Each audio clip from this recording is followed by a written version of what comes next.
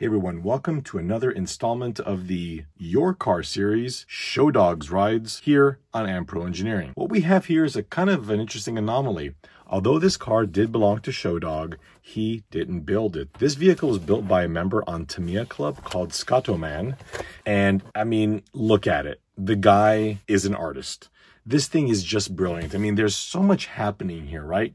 Here we have a Mini Cooper, which is a British car, covered in Alitalia livery. And Alitalia, for those of you who don't know, is the Italian state airline, usually reserved for Fiats and Alfa Romeos and Lancias. And in this case, he's put it on the Mini Cooper. This is one of my absolute favorite paint schemes. So as far as I'm concerned, you can put it on everything. The work he did here was brilliant. The yellow rims are akin to what you would find on a Lancia Stratos. In fact, that is where the decals are from. They're actually from the Lancia Stratos. It's an HPI kit. He built this, or at least he posted this on his Tamiya Club profile in 2012. So we're talking about a 10-year-old build now. And unfortunately, in certain areas, it is showing its age. The decals are having some difficulty back here and back there and here.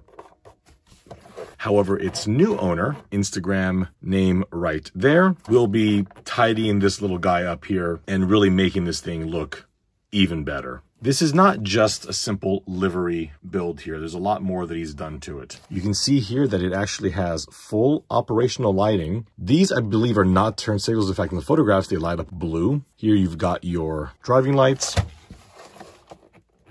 Here we do have the taillights as well. He made a little panel back here to denote the driving and turn signals, which is very, very cool. There's a little button here, which makes the lights flash, which is part of the light controller. And then he also added that over the little on-off. This is the battery kill switch decal that the rally car would have had. Let's go ahead and take a look under the body. What I do not know is what happened between Scatoman selling the car and Show Dog's son selling the car.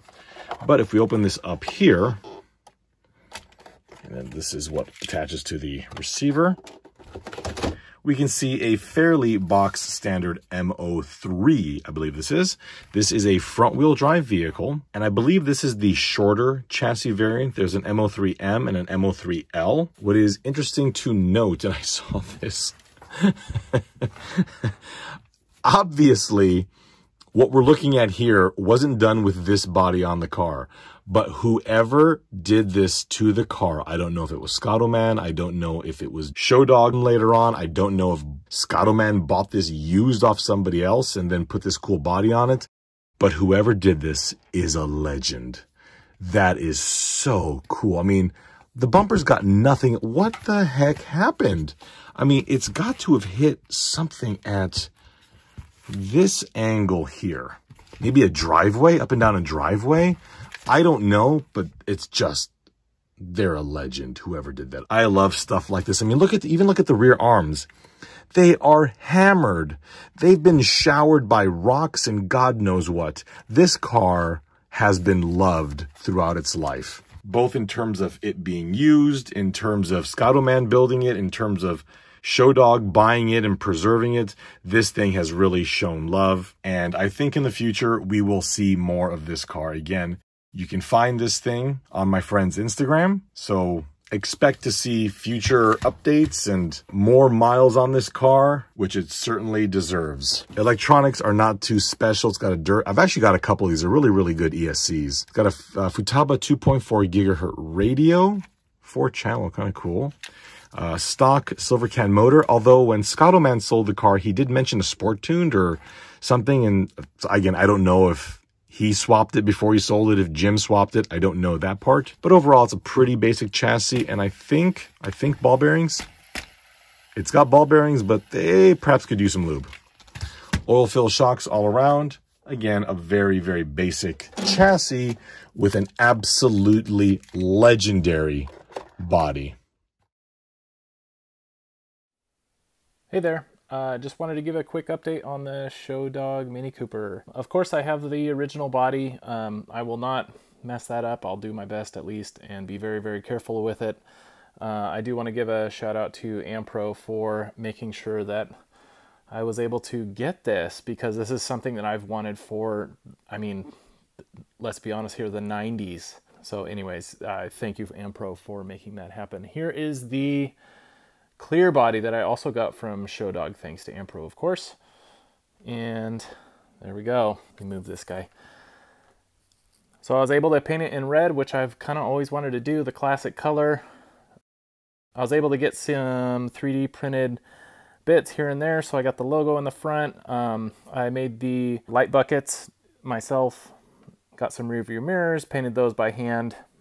I have a 3D printed roll bar in there, sand scorcher driver with a 3D printed head, of course 3D printed door handles. And on the back, I created the light buckets out of hot glue. Tip I learned from AmPro, of course. 3D printed bits on the back, as well as my license plate from RC Plate Shop.